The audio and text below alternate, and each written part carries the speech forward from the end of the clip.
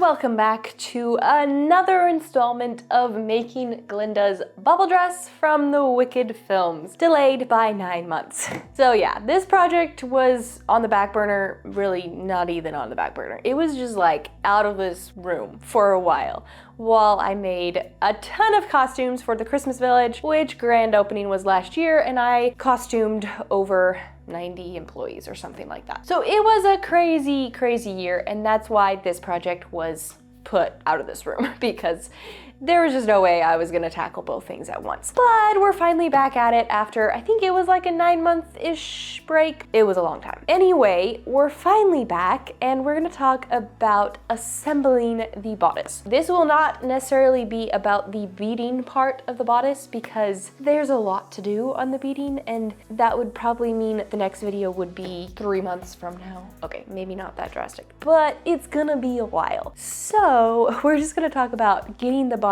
prepped to have all that beading, the 20,000 beads or whatever I'm planning to put on the bodice.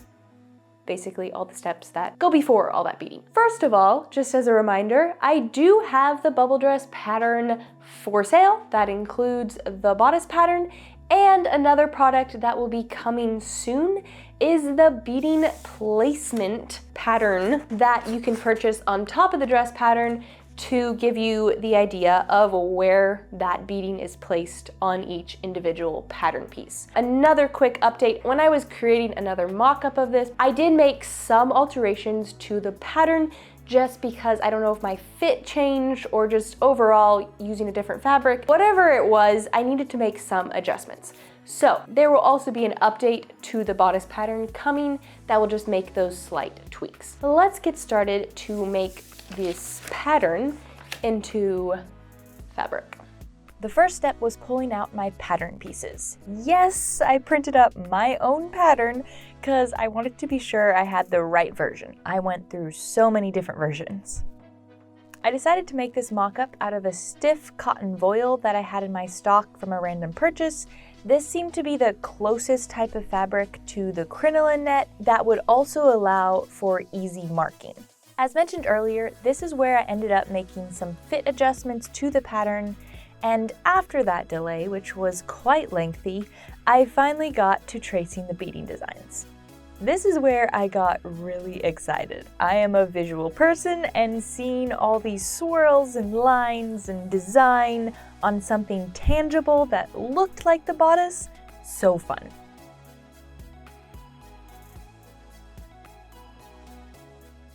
Getting the proper fit on a piece of clothing that you're creating can be the thing that keeps you and hinders you from actually creating. So that's why I'm happy to introduce Wild Bloom as today's sponsor. After purchasing your size of the pattern, you can then make any adjustments that you need to do before you print it up. For me personally, I need to adjust the bust and waist size slightly, and then also I needed to lengthen my waistline. So once I've made all those details on the computer, I can then print up the pattern and it's good to go for me. And now the next step is to just do a quick mock-up, and it's perfect the first go around. No more messing with the fit over and over again, and in the meantime, wasting all that fabric and time trying to get the fit correct. Save all the time in the mock-up adjusting phase and get right to the real fabric. I will link Wild Bloom down below in the description, and the first 100 people to use my code will get 30% off. So check it out and get right to custom fit sewing with way less hassle. Now to get to the real fabrics. Well, almost. First, I got the mock-up cut apart and traced the pattern and beading swirls onto paper.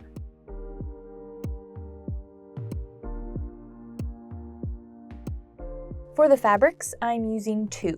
One is a crinoline net. At first I planned to use the same as what I used for the skirt panels, but after more studying and testing, I decided on a finer version of it, often called corset mesh. It still has great structure, but it just molds a little better to the curves and is just slightly softer. This layer is cut out with a hot knife to seal the edges. And just like the skirt, they need some airbrushing to get a matching color. That includes the horsehair braid and the cups. Fortunately, I saved my mixed up paint from oh so long ago, so it's the exact same shade as the skirt panels. Also, the one fuller bodice piece that sort of goes into the skirts gets some ombre airbrushing with the darker paint.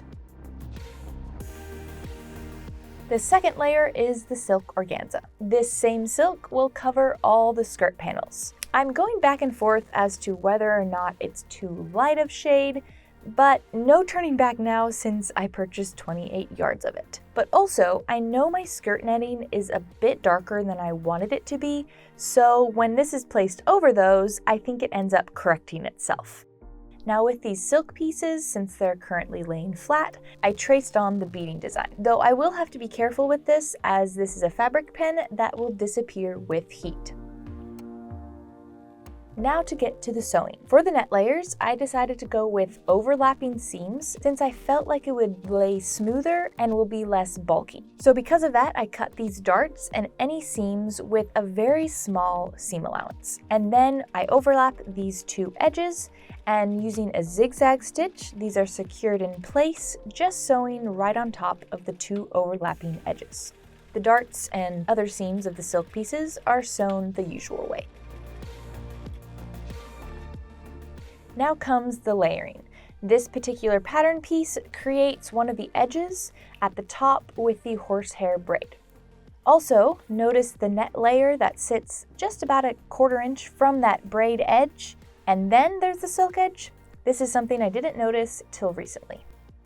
Using this slightly different type of braid with the string at that one edge allows you to pull and shape the braid into a curve, perfect for this edge.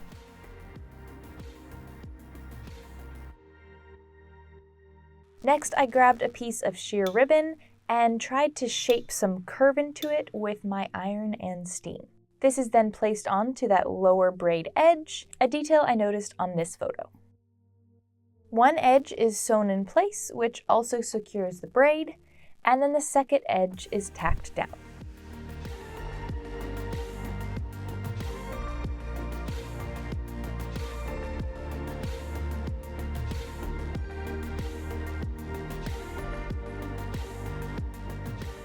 Finally, the silk is placed on top. Most of that curved upper edge has its seam allowance first ironed over, which creates a nice folded edge to place right along the braid and net. Also with this pattern piece, there's a fold which makes the back side now the front. Something that stumped me for a while, should I cut the silk and switch it to that side? But shockingly, my practical side won, and I decided to leave it since in the end, the beading will cover it up and ultimately it won't matter what side the silk is on. Now that folded silk edge is sewn down. I used a sort of modified catch stitch so as to not only sew the outer fold edge, but also about an 1/8 inch in. And now for this sort of second side, it's the largest of the bodice pieces. There are some large curved darts which are sewn up with the overlapping zigzag method and sewn with the regular method for the silk. The same method of attaching the horsehair braid is used along the top edge.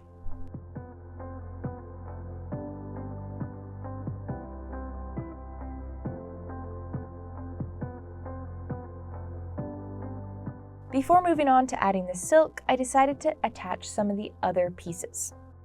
These are the pieces I'm attaching.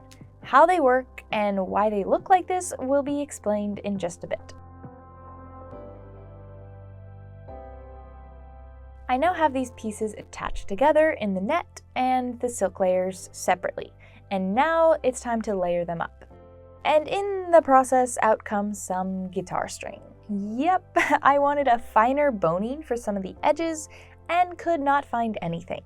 And then remembered there's a guitar laying around with spare strings. Sure enough, there was a perfect thickness of nylon string to create some structure but not be too bulky.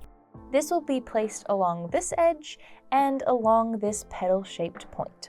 This was a bit tricky to attach as I wanted it to be at the very edge in between the net and silk edge. I used a zigzag stitch with clear thread and with some patience was able to make it happen.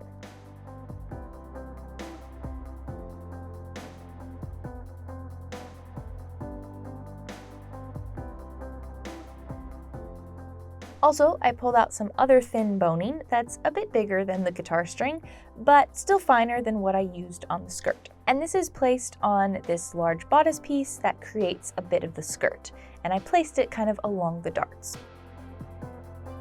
Also, I placed some braid and boning along that lower edge using the same technique used with all the skirt panels. Now, the folded edge of the silk is sewn in place.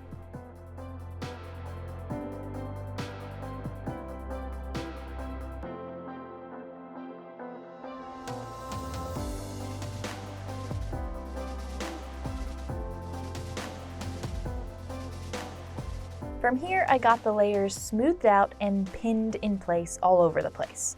I then did some tailored basting stitches to get it all secured. This needs to happen so when I do all my beading, I don't get any shifting between the layers.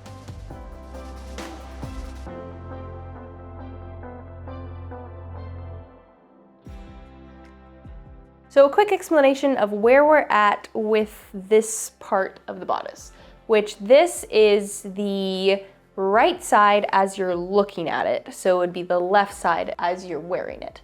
But we have this main pattern piece here that wraps around and creates a little part of the skirt, kind of goes under the main section of the bodice that goes into the skirt. So this is the biggest pattern piece of the bodice. And this part it folds back onto itself and creates the right side of the main neckline shape. And then we have this part, which is probably the most confusing, weird part of this whole design. So we have these random pieces attached. This piece is kind of the side back piece of the bodice, and then this part goes over the skirt and creates that like petal that you see. This part, it confused me for a while, but this is replicating that shot of the bodice when it's in progress. But the basic of this is we have this kind of half circle design. We've got this little random circle-y shape, and then this V. This half circle part folds back onto itself like that. And then this piece, at least this is my theory of what that piece is doing, is it's gonna help mold this into the next part of the bodice, this kind of back panel. And this back panel actually gets mostly hidden by the other half of the bodice at the back. So this is basically center back right here. And this edge will just kind of fit in there, and it just helps ease it into it. And then this will just be tacked or sewn together right there. And this is the waistline. So that's kind of the back panel. We don't see much of it, but it'll be beaded up to about here. And then this part, as we can see, the half circle has come around like so. Also, some guitar string was added to the top of this piece. And this part gets attached to this part right here, like so. And this part folds down like that. And so this is that right side. We get a lot of pictures of this part of the bodice in the back. We don't see many photos of this area, but there is an in progress shot of it. And then once where she's lifting up her arm, you can kind of see it. So this is probably the most confusing part about the whole pattern. It is definitely weird, but that's how it all comes together. And then we have the left side, which I already started some beading on it because I just wanted to see what it looks like. But this is basically a moon shape kind of that does a similar thing to that. And these will just go every other and they align. Now here's where the piece that goes into the full skirt panel. So this basically all will be covered up by that piece.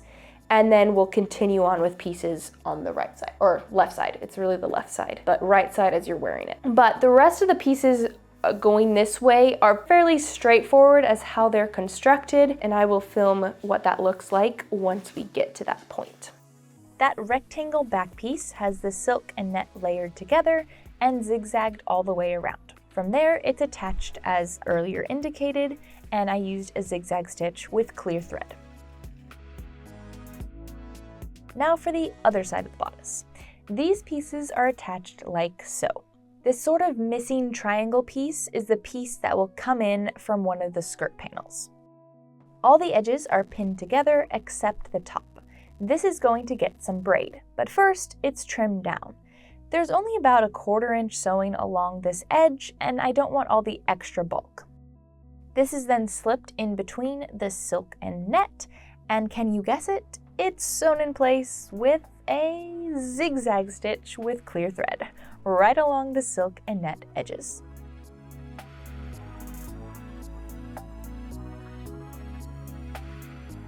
Also, some guitar string is sewn along the bottom edge, starting here and going around this point.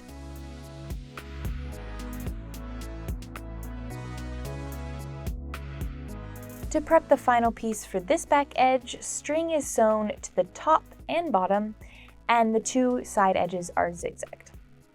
The piece is then folded in half, sort of, and the other pieces are just placed on top. That edge that I'm pinning is just sewn in place, and the final step is to baste the rest of the area. Now for the purpose of fitting and not wanting to mess with the full skirt panel creating this little section, I placed a stand-in piece and whip stitched it in place. One of the last steps, creating the waistband. This is just a strip of silk taffeta, same as my corset fabric, cut several inches longer than my waist measurement. Now about every 2.5 inches, I drew a line which will be a small dart. These are pretty tiny darts, starting at nothing, going to about 1/8 inch, and then back to nothing. Once all sewn, the darts are ironed and the edges are pinked.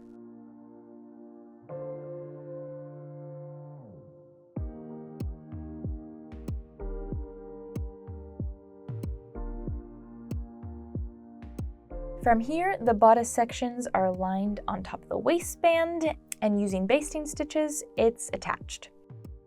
And this little funny piece is also attached. This piece ends up under the skirt panel piece, and I think it just kind of helps fill in the area. Maybe it kind of confuses me, but I added it because I saw it in the original. Now the other side of the bodice is added and everything is basted together.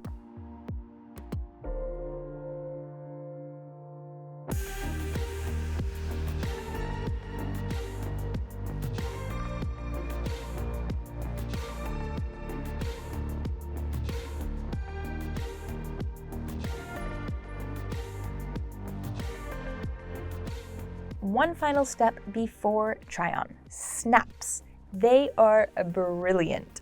The first side is placed on the corset, and then with the bodice lined up, I marked the placement for the second halves.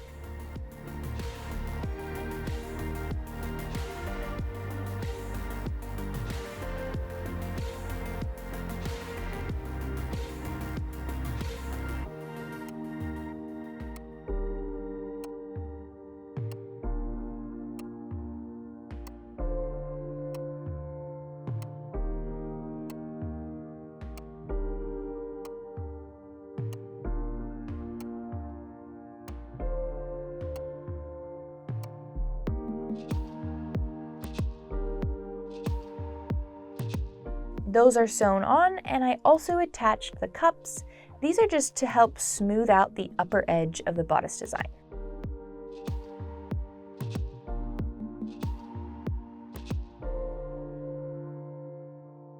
I also added some more lower snaps at the front and side, and then also some between the bodice edges at the back.